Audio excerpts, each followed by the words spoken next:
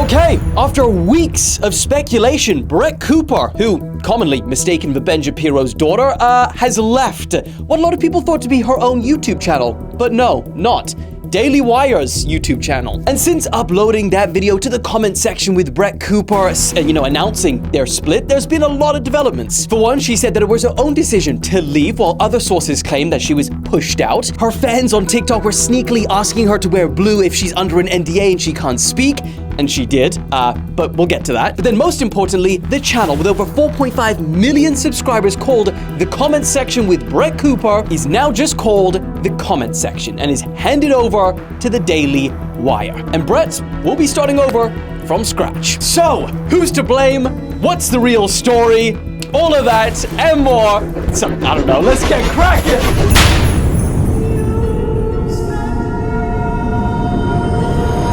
Okay, so if you clicked on this video, you probably know who Brett Cooper is. But if you don't, she's essentially a conservative commentary YouTuber who has blown up over the past few years. And she very much exists in the sphere of Jordan Peterson, Candace Owens, Ben Shapiro, etc. She's been posting roughly twice a day for the past 2 years, with, of course, the help and the production side from Daily Wire. And if you don't know what Daily Wire is, it's a right-wing media company founded by Ben Shapiro and Jeremy Boring in 2015. According to The Spectator, the Daily Wire raised an undisclosed round of capital in 2023 at a valuation of north of $1 billion.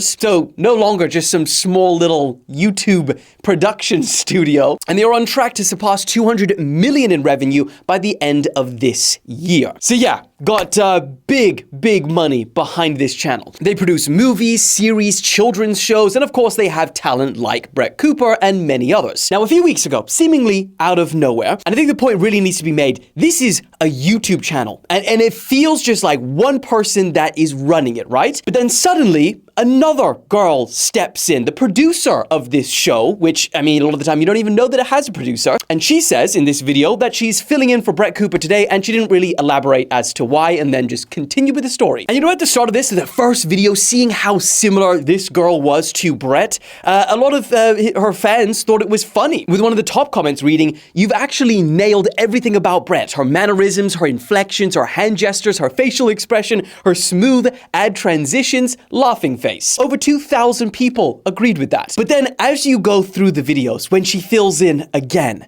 and then again, and then again, this funniness, that everyone thought it was, started to turn to a little bit to like, okay, a little bit concerned now. Rumors then started floating around that she was being pushed out by the Daily Wire. And the first person that I heard speak about this whole situation was Ian Carroll. And he had this to say. And so I started digging in more. I talked to James and I went and I started digging in and found my own source right at the Daily Wire. And now I've had even more come and corroborate it since I reported on it. And it's not just that the Daily Wire is pushing out Brett Cooper. It's actually that Brett Cooper is under one of these contracts that has her basically tied to secrecy and silence, because now that they're terminating her contract, their arbitration clauses are coming into play. So she is in a secret court of arbitration, not a public court, where she is under NDA and can't say anything about it while they spin whatever narrative they want about it. And they're circulating around letters internally that are saying like, oh, Brett Cooper wants to leave. And that is not the case at all, apparently, according to everyone at the Daily Wire that I've spoken to. And it's that she had disagreements with Jeremy Boring over what happened with Candace probably, and certainly more disagreements in terms of like the culture there and what's going on, and is now getting pushed out. They are promoting her best friend, who was her maid of honor at her wedding. They offered her a contract that was so lucrative she couldn't refuse it. The best friend that her bestie had was already offered. Producer Reagan. Bridesmaid. Yeah, her producer was her bridesmaid at her wedding this year. And they apparently allegedly gave her acting classes to help her imitate Brett's mannerisms. Now there's a lot more detail to what Ian claims in here. This is like a half an hour conversation, but I'll bullet points. He alleges that Brett was being pushed out by the co-founder of the company, Jeremy Boring, due to disagreements. He claims that Brett is getting screwed 9 ways till Sunday, while Jeremy tries to make it seem like they are splitting amicably. And then he also claims that Brett is under a non-disclosure agreement, so she can't speak publicly about anything without being liable, while they can set the tone for it. And to that point, and keep in mind, this could be entirely a coincidence. I don't know how often she wears blue, but from this article that The Spectator wrote about it, they were saying that a lot of her TikTok fans were commenting saying, wear blue on your last day if you are under an NDA and you can't speak freely about this situation. And she did. So it could be a coincidence. It could be more than that. Now, in this last day announcement that she made, she says that the rumors of why she was leaving was mostly true. But the difference being that it was her choice to leave, not that she was being pushed out, although she didn't say why she was leaving. I'd love to know. And if she never says, even when she creates her own YouTube channel and stuff, that'll be sus. But then she also played a short clip of Jeremy Boring.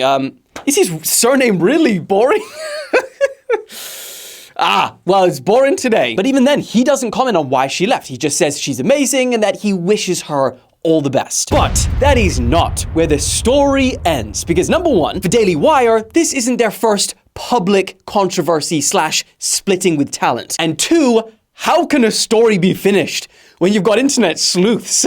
Early in 2023, you've got another prominent conservative figure called Steven Crowder, who you'll probably recognize from the Change My Mind video series. And he had a hugely public feud with Daily Wire. It was reported that they offered him a $50 million contract to work with them for just 4 years. That's a staggering amount of money, which he then turned around and made public, saying that it was a slave contract. Now, there's a lot more to this whole feud than just this particular part, but he said that he objected to these specific parts of the contract where his pay would be cut if the show lost advertisers or revenue that couldn't be replaced within 90 days. And because they wanted him to host this show and it be ad-friendly, and so he started accusing Daily Wire of, being this big conservative media giant, being no different than big tech, and, quote, putting profit over the honest defense of conservative values. Then, after that, the Daily Wire lost arguably one of their biggest, content creators at the time, Candace Owens. And this also turned pretty big, public, ugly, after she and their co-founder, Ben Shapiro, got into a huge disagreement about her remarks on Israel and Jews. And now, you've got Brett Cooper. But at least this time, it didn't get as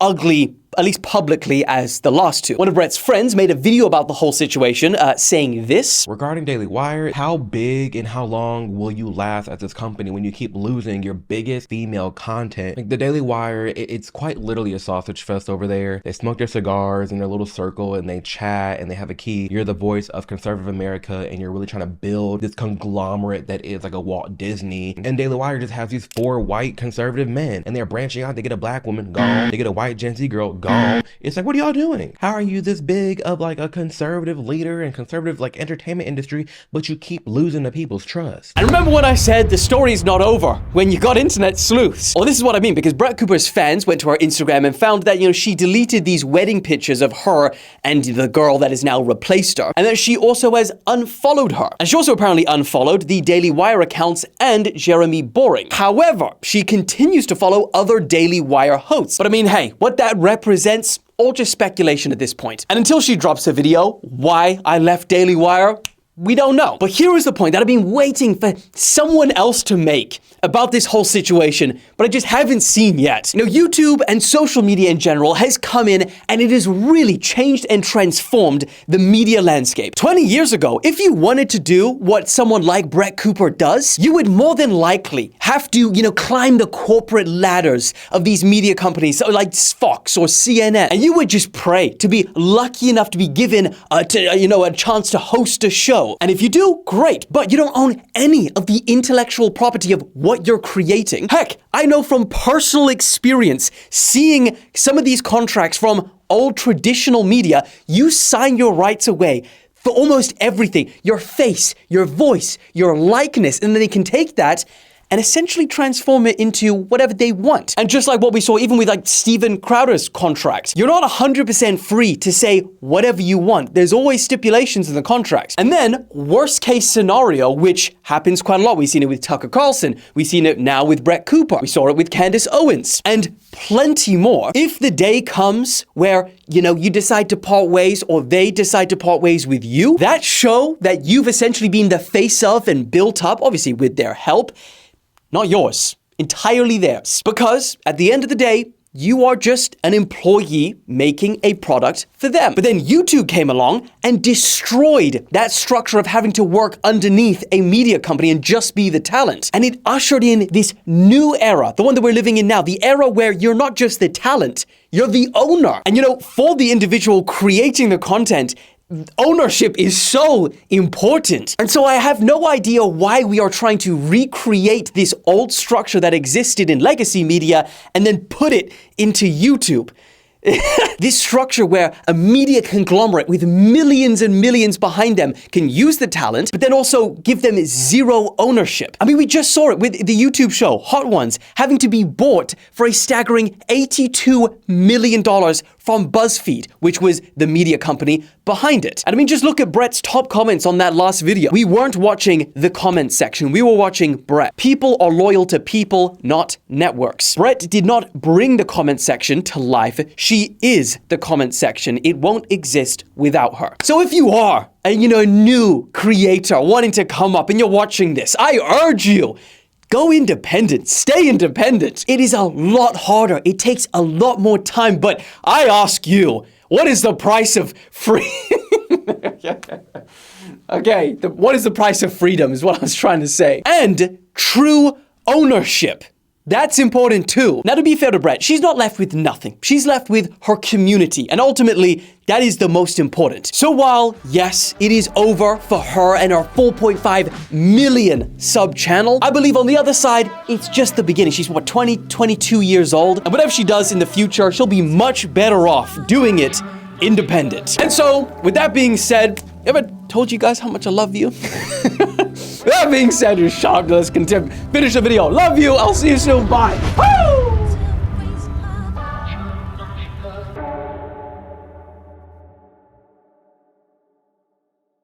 So, whose fault is it?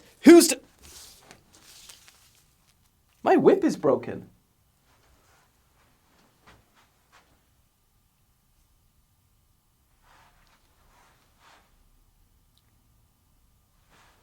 What the fuck? When I left this studio last week, my whip was not broken. Where's the end of it? Look. And she says in this video that she's filling in for Brett Cooper today, and she didn't really elaborate as to why, and then just continue with the story. What's going on back there? Did that just... Oh, god damn! Damn, you can tell we don't have a multi-million corporation behind us. Sheesh, our studio's falling apart. Oh, that's all right, I'll get my 50 employees on that, my personal set builder and my girlfriend. We'll get to why. It's actually better off this way in a second.